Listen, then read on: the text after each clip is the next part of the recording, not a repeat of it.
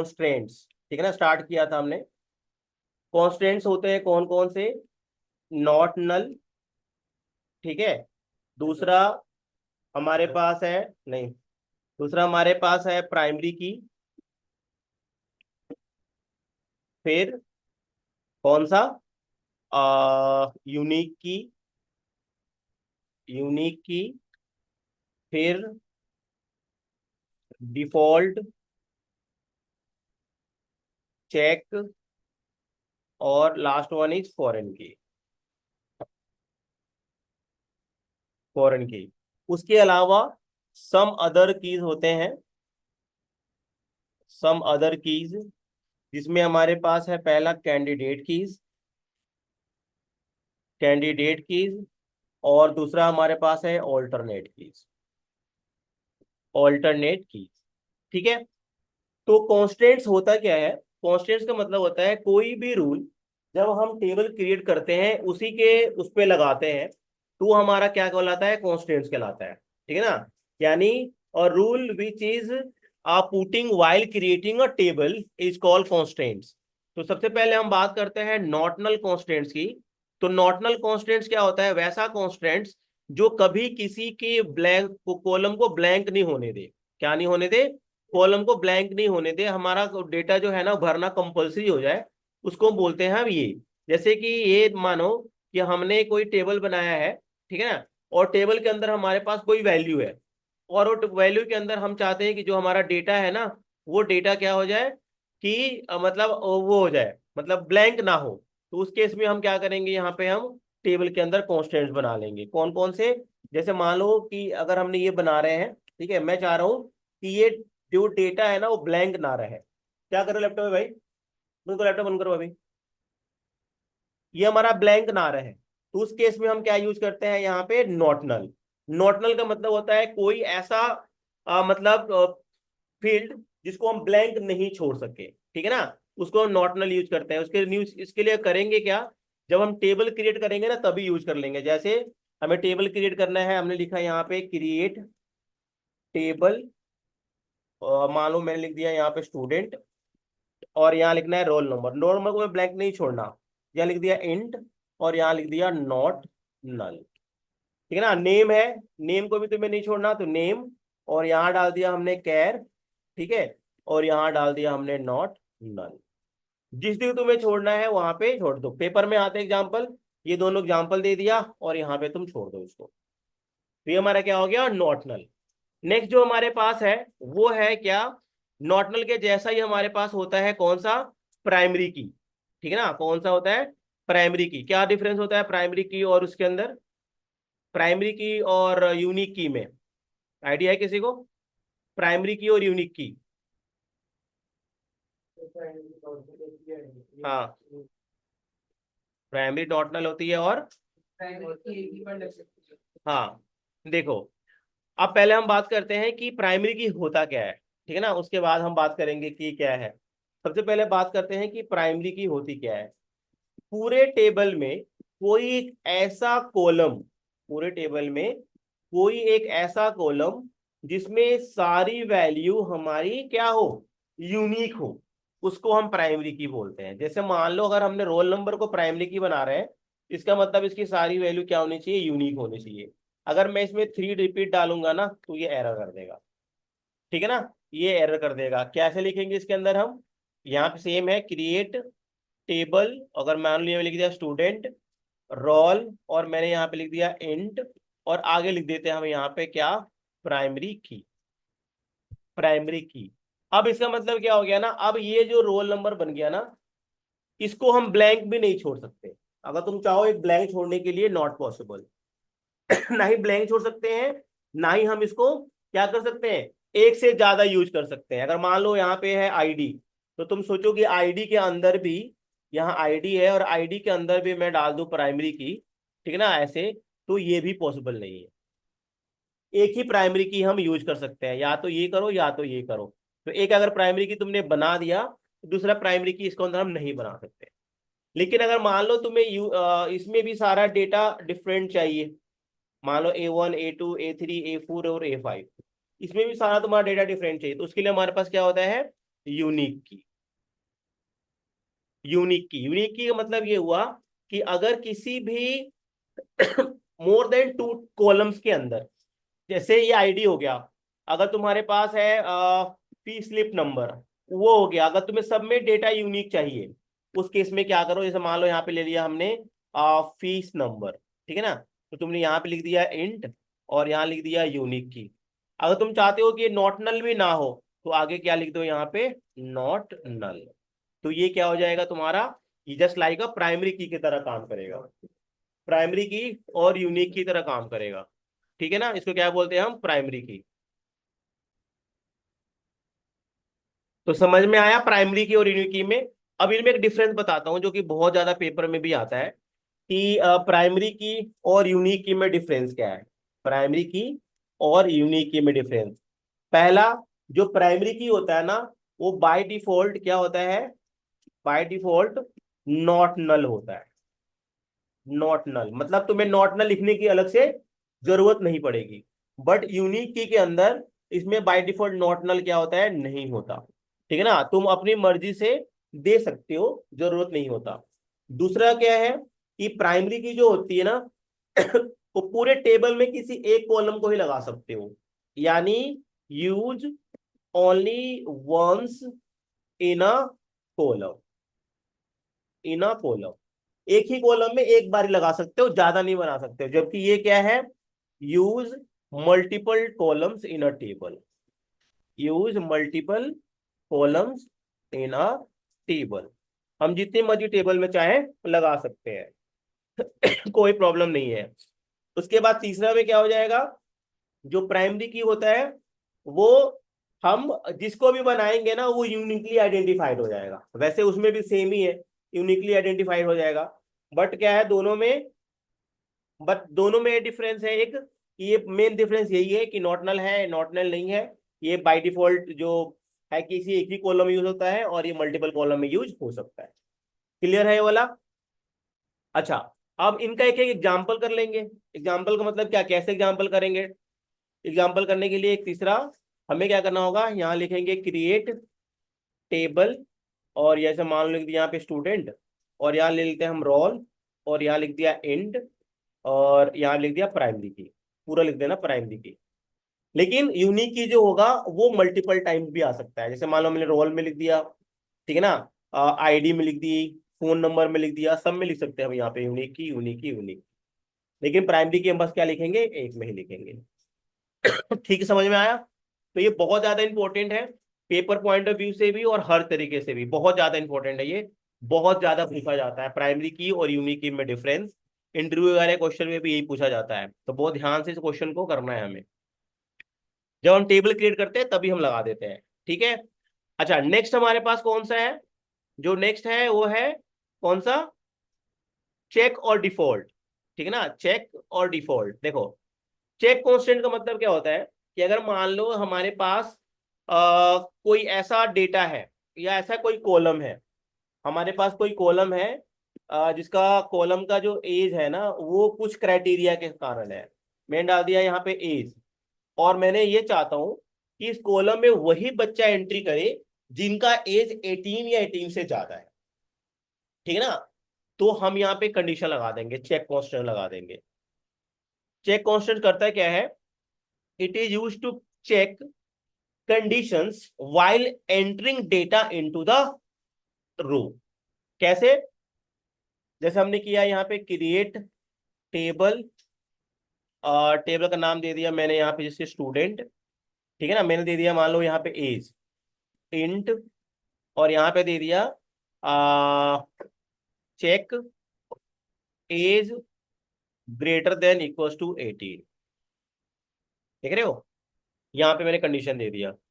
अब क्या हुआ, कि अगर इसके अंदर से एज 18 या 18 से ज्यादा है, तभी तुम यहाँ पे एंटर कर सकते हो। जब तुम 17 एंटर करोगे ना, यहाँ पे एरर शो कर देगा। क्या बोलेगा, कि एरर दे देगा कि age must be more than equal to 18।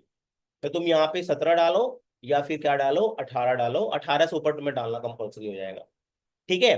जैसे मान लो कि मैंने डाल दिया यहाँ पे मार्क्स, और मार्क्स में भी कंडीशन डाल दिया मैंने इंट, और यहाँ डाल दिया check marks greater than equal to, जैसे मैंने डाल दिया यहाँ पे 55 या 70 या 75।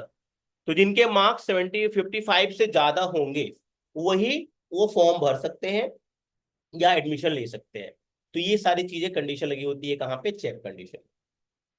समझ में आया? चेक क्या हुआ?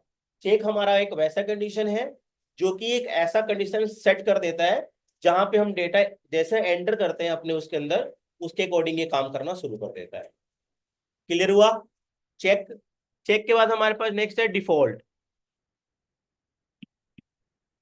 डिफॉल्ट डिफॉल्ट का मतलब हुआ कि मान लो कि तुम्हारे पास एक कॉलम है और सब में जो क्लास है वो सारे क्लास के बच्चे 12th के ही हैं, सपोज कर लो सारे। ठीक है ना? उनका जो सेक्शन है वो ही भी तुम्हारा सब आईपी का ही है, या सीएस का है, या मतलब साइंस का है, या मैथ्स का है। तो हमें बार बार डेटा इंसर्ट करना पड़ेगा। जब हम इंसर्ट करते हैं तो हमें क्या करना है, डिफॉल्ट यूज करना है और वहां पे वैल्यू ऑटोमेटिकली सेट कर देनी है। तो डिफॉल्ट होता क्या है, इनके नोट्स में ग्रुप पे भेज दिया तुम्हें सारा कॉन्स्टेंट्स का, ठीक है ना? नहीं मिला मुझे बता देना, दोबारा भेज दूंगा। डिफॉल्ट कॉन्स्टेंट्स ये होता है, एक ऐसा टेक्निक होता है जिसके थ्रू हम सारी वैल्यूज को मतलब इकट्ठे करके एक ही कॉलम में सेट कर देते हैं। It's called default. जैसे एग्जांपल देखो, अगर हमने यहाँ पे किया क्रिएट टेबल, अगर मैंने यहाँ पे करता हूँ स्टूडेंट, तो मैंने कर दिया यहाँ पे सब्जेक्ट, ठीक है ना? सब्जेक्ट, और यहाँ डाल देते हैं, और पहले तो उसका डेटा टाइप डालना पड़ेगा, कैर, यहाँ डाल दिया 30, और यहाँ डाल देता हूँ मैं क्या, default subject equal to C S. देख रहे हो? ऑटोमेटिकली सब में सी एस आ जाएगा। अगर मैंने यहाँ पे है क्लास, और यहाँ डाल दिया मैंने कैर लिया 5, और यहाँ डाल दिया डिफॉल्ट क्लास इक्वल टू 12, तो ऑटोमेटिकली क्या हो जाएगा, सब में 12 आ जाएगा। ठीक है? तो this is called what, default command. Insert करने पे अपने ऑटोमेटिक आ जाएगा, जरूरत नहीं है। तो ये हमारा हो गया क्या, डिफॉल्ट कमांड। ठीक है? तो कितने के कौन से हमारे कॉन्स्टेंट्स हो गए, नॉट नल, प्राइमरी की, यूनिक की, चेक और डिफॉल्ट। एक लास्ट जो हमारे पास है उसको हम क्या बोलते हैं, फॉरेन की। फॉरेन की के लिए हमें 2 टेबल होना कंपलसरी है। ठीक है ना? 2 टेबल, मिनिमम 2 टेबल होना जरूरी है। हो सकता है कि ज्यादा भी टेबल हो, बट मिनिमम 2 टेबल होना क्या है, कंपलसरी है। जैसे कि कौन सा कर रहे हो, सारे हो गए, तीनों लोग से हो गए? ठीक है। जैसे कि हमारे पास एक टेबल ए है और एक टेबल हमारे पास बी है। ठीक है? हमने यहाँ पे डाला हुआ है रोल नंबर, और यहाँ पे भी डाला हुआ है रोल नंबर। बाकी यहाँ पे हो सकता है तुम्हारा नेम, क्लास, एज, जेंडर, यहाँ पे मान लो डिपार्टमेंट आईडी, एड्रेस, ठीक है ना, सिटी, और यहाँ पे कुछ और। तो देख रहे हो ये जो हमारे पास 2 कॉलम है ना, वो दोनों आपस में क्या है, सेम है। हाँ भाई, दोनों कॉलम हमारे में सेम है। तो इन्हीं कॉलम को हम क्या बोलते हैं, फॉरेन। फॉरेन मतलब विदेश वाली की। ठीक है ना? दो, when the two columns in the two different tables has same name, ठीक है ना, with the help of these two columns we can find out both the values। इस टेबल की वैल्यूज यहां से, इसकी टेबल की वैल्यू हम यहां से जो फाइंड करते हैं ना, इज कॉल्ड फॉरेन। मैं तुम्हें इसका एक जनरल एग्जांपल देता हूं जो तुम डेली यूज करते होगे। तुमने अमेजोन प्राइम होगा हमारे घर पे सब्सक्रिप्शन किसी के पास, तुम्हारे पास अमेजोन का जो वो है, क्या बोलते हैं, कमर्शियल वेबसाइट है, वो भी होगा। तुम देखते हो एक ही तुम्हारे पास ईमेल आईडी से, मान लो तुम्हारे पास कोई ईमेल आईडी है, उस ईमेल आईडी को तुम्हारा प्राइमरी की यहाँ हो गया, वही ईमेल आईडी तुम्हारा मान लो अमेजोन, ये तुम्हारा प्राइम है, ये तुम्हारा प्राइम वीडियो है। तुम देखते हो एक ही में उस जगह तुम्हारे पास प्राइम मेंबरशिप है, तो तुम शॉपिंग भी कर सकते हो और प्राइम वीडियो भी देख सकते हो। यानी डेटाबेस अलग अलग है, प्राइमरी की तुम्हारा सेम है। यानी यही प्राइमरी की से ये तुम्हारा क्या बन जाता है, प्राइमरी की। तुमने एक और टेबल देखा होगा, अमेजोन म्यूजिक, वो भी तो आता है ना, तुम उसको भी एक्सेस कर सकते हो। अगर तुम्हारे पास गूगल का है, गूगल का यूट्यूब है, गूगल मैप, गूगल ये, गूगल वो, जितने सारे को एक्सेस कर सकते हो, तो वो प्राइमरी की होता है। यानी प्राइमरी की के थ्रू हम डिफरेंट कॉलम में से, डिफरेंट टेबल में से एज अ फॉरेन की तरह बात कर सकते हैं, काम कर सकते हैं। इट्स कॉल्ड फॉरेन की। समझ में आया? इसके लिए हमें दो टेबल आने चाहिए। चलो भाई, इसके लिए हमारे पास मिनिमम दो टेबल होने कंपलसरी है। अगर दो टेबल नहीं होंगे तो हम इसको कर नहीं सकते। ठीक है ना? तो आगे इसका पूरा चैप्टर ही है, तो उसके बारे में हम देखेंगे, पूरे इन पे क्वेश्चन करके देखेंगे कैसा होता है। ठीक है। उसके बाद मैंने सम अदर कीज लिखवाया था। सम अदर कीज में था तुम्हारे पास क्या क्या? हाँ, एक था कैंडिडेट कीज, और दूसरा था ऑल्टरनेट कीज। ऑल्टरनेट कीज, इसके बारे में तो अब मैं तुम्हें बताता हूँ कि ये होता क्या है। सपोज कर लो हमारे पास एक टेबल है। एक बार टेबल पर ध्यान देना, इसी टेबल की हम बात करेंगे। ठीक है ना? इसी टेबल पे हम ध्यान देंगे। टेबल हमारे पास है role number, name, subject, ID और रजिस्ट्रेशन नंबर। रोल नंबर हो गया 1 2 3 4 5। नेम हो गया A B C D E, कुछ भी नाम हो सकता है। CS IP और इंग्लिश। यहाँ पे हो गया A1 A2 A3 A4 A1। यहाँ पे हो गया X1 X2 X3 X4 और X5। ठीक है ना? पहला हमारे पास कौन सा है? Candidate keys. ध्यान से देखना। तो व्हाट इज कैंडिडेट कीज? ठीक है ना? कैंडिडेट कीज क्या होता है? सबसे पहले तुम ये बताओ कि जो तुम्हारे पास टेबल है, उसमें से कौन कौन से कॉलम प्राइमरी की बन सकते हैं। And what is the rule of primary की? द प्राइमरी की should don't have what? Duplicate values. हाँ भाई, कौन कौन से प्राइमरी की बन सकते हैं जिसके अंदर डुप्लीकेट वैल्यू नहीं होनी चाहिए? रोल नंबर बन सकता है primary key. Name, registration number. According to this table. मैंने क्या बोला? According to this table. Roll number, name और रजिस्ट्रेशन नंबर और यस। आईडी। रोल नंबर नहीं, आईडी नहीं बन सकता, क्योंकि आईडी रिपीट है। A1 और A1 एवर रिपीट है।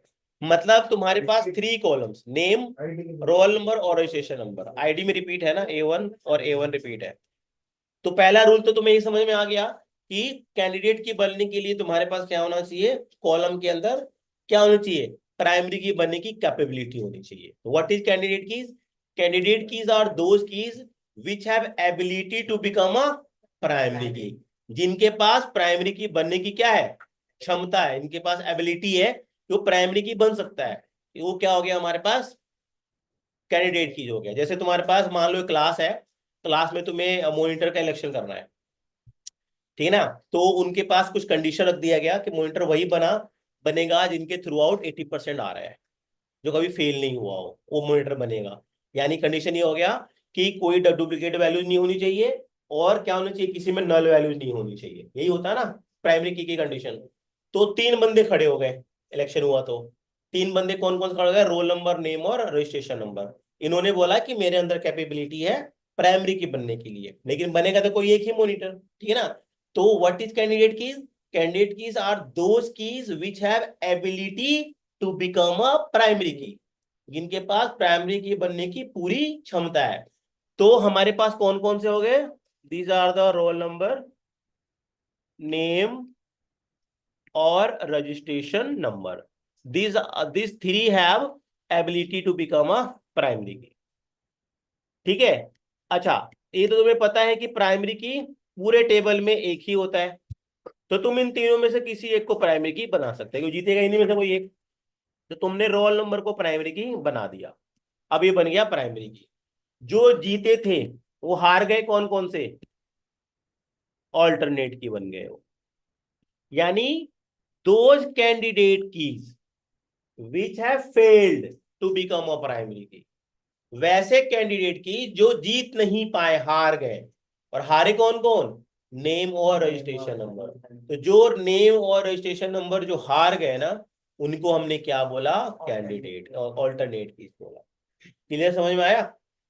तो कैंडिडेट कीज क्या हुआ कि जो प्राइमरी की बनने की जिनके पास कैपेबिलिटी है वो प्राइमरी की बन गए, और जो कैंडिडेट की हार गए, नहीं जीत पाए, ठीक है ना, यानी दो candidate key which are failed to become a primary key are called alternate, यानी तुम्हारा ऑल्टरनेट कौन कौन हो जाएगा, नेम और रजिस्ट्रेशन नंबर।